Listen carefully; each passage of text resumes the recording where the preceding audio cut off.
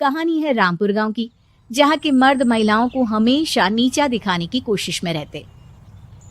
अरे अभी तक खाना नहीं आया, क्या मुझे एक और शादी करने की जरूरत है? नहीं जी नहीं, ऐसा मत करना, वरना मैं कहाँ जाऊंगी। खाना लेकर मैं अभी आई जी। गांव की पंचायत में भी फैसले हमेशा औरतों के खिलाफ ही रहते। मैं जो फैसला सुनाता हूँ वो भगवान की आज्ञा होती है। इस लड़के ने अपने मन से शादी करके अच्छा नहीं किया। लड़के को घर भेज दो और इसकी शादी इसकी जाति की किसी लड़के से करवा दो, लेकिन ये लड़के, इसे तो गांव के बाहर निकाल दो। नहीं नहीं जमींदार साहब, ये क्या बोल रहे हैं? ऐसा नहीं हो सकता। मेरी बेटी मासूम है, इसे अच्छे बुरे की समझ नहीं है। अरे कहाँ जाएगी ये बेचारी? कहाँ जाएगी? इतनी चिंता है तो पूरे परिवार का गांव निकाला कर देते हैं। बेचारे पूरे बसे बसाए परिवार को गांव छोड़ना पड़ता है। चाहे जो हो, अगर बेटियों को कंट्रोल नहीं कर सकते तो गांव में रहने का कोई मतलब नहीं है। यहाँ औरतों को दब कर रहना होगा। कोई भी अपने हिसाब से कुछ नहीं कर सकता, सब ईश्वर की मर्जी से ही होगा। तभी गांव का एक आदमी दौड़ा दौड़ा आता है। सरपंच साहब, जमींदार साहब, वो कालिया है ना, उसकी बेटी पढ़ने के लिए शहर जा रही है। अच्छा, ये कब हो गया? और कालिया की हिम्मत कैसे हो गई ऐसा करने की? लेकर आओ उसे और उसकी बेटी को। बस फिर क्या था, हाजिर हो जाते हैं कालिया और उसकी बेटी सरपंच के सामने। अरे कालिया, ये क्या सुनने में आ रहा है? बेटी को इंजीनियर बना रहा है तू? और ये बता, गांव में तो स्कूल नहीं है, फिर कहां से इतनी क्लास पास कर गई तेरी बेटी? राधा, जो कि कालिया की बेटी है, उसे लगता है कि सरपंच उसकी तारीफ कर रहे हैं। सरपंच जी, मैंने ऑनलाइन पढ़ाई की है, डिस्टेंस लर्निंग से। सभी में मैंने अच्छे नंबर पाए हैं, जिसे देखते हुए शहर की इंजीनियरिंग कॉलेज में मुझे स्कॉलरशिप मिली है। वाह जी वाह, क्या होती है ये? पहले तो ये बताओ, फिर आगे की बात करते हैं। पूरा गांव राधा की बात सुन रहा था और राधा बोलती जा रही थी। तो ऐसे मैं फ्री में एक अच्छी शिक्षा लेकर गांव में जो कुछ परेशानियां हैं, जैसे बिजली, पानी और इंटरनेट जैसी समस्याओं के लिए काम करूंगी। मैं गांव को शहर से जोड़ने के लिए पुल का निर्माण करवाने का प्रस्ताव रखूंगी। मुझे पूरी उम्मीद है कि जल्द ही हमारा गांव भी तरक्की की राह पर चल पड़ेगा। राधा की बात सुनकर सारे गांव वाले ताली बजाने लगते हैं।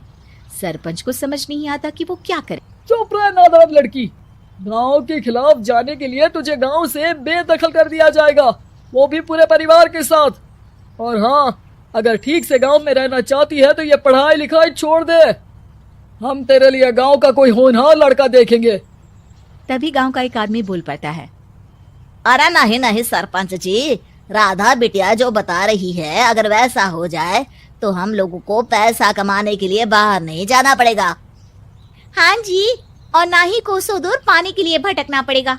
हमारे बच्चे भी अच्छी पढ़ाई कर सकेंगे और आगे बढ़ेंगे, ना कि हमारी तरह खेती करते बैठेंगे।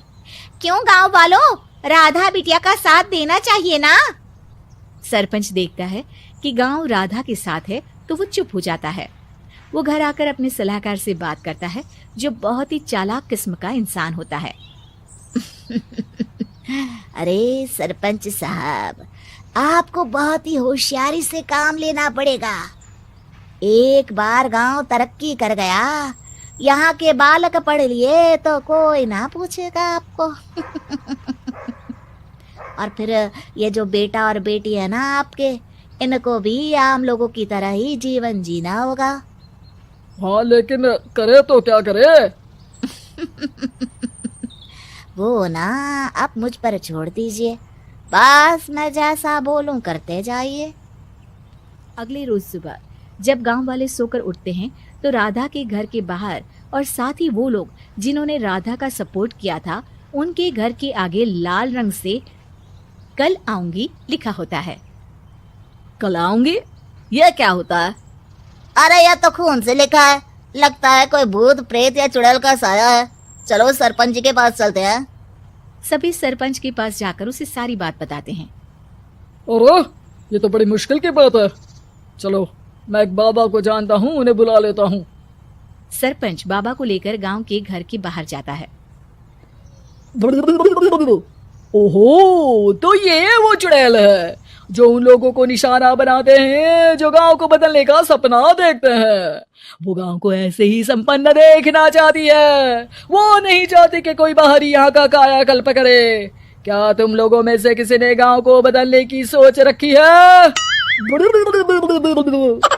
तभी राधा की माँ रोते रोते आती है। मेरी राधा घर से गायब हो गई है। अरे कोई तो बचाओ, मेरी बच्ची कहाँ गई?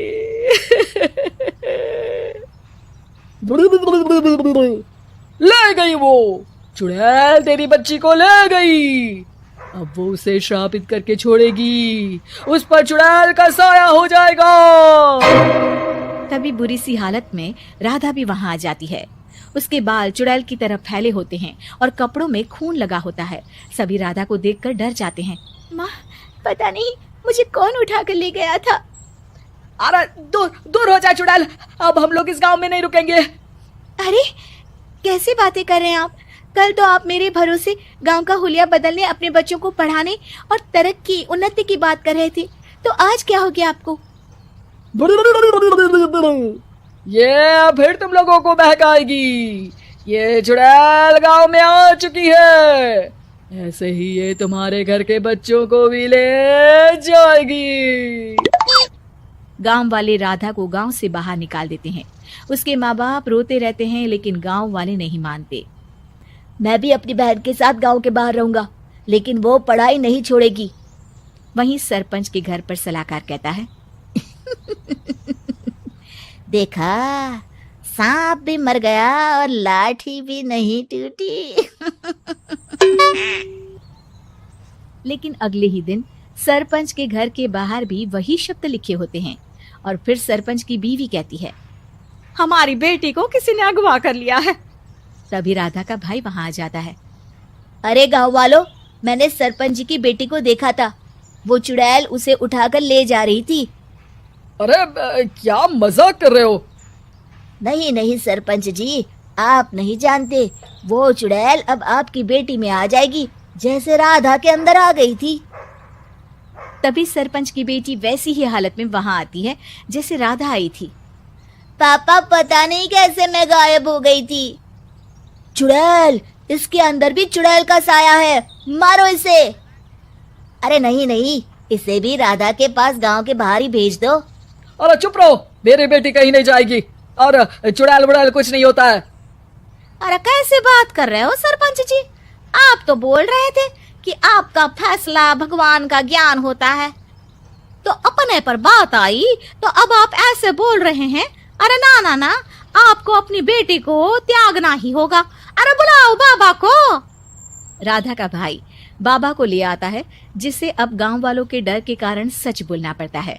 मैं कोई बाबा नहीं हूँ, मैं तो मोची था। ये सलाहकार महोदय ने मुझे कहा था एक्टिंग करने को। वो मुझे पैसे देने वाले हैं। अब मुझे माफ कर दो। गलती हो गई, मुझे माफ कर दो। तभी वहां राधा आ जाती है।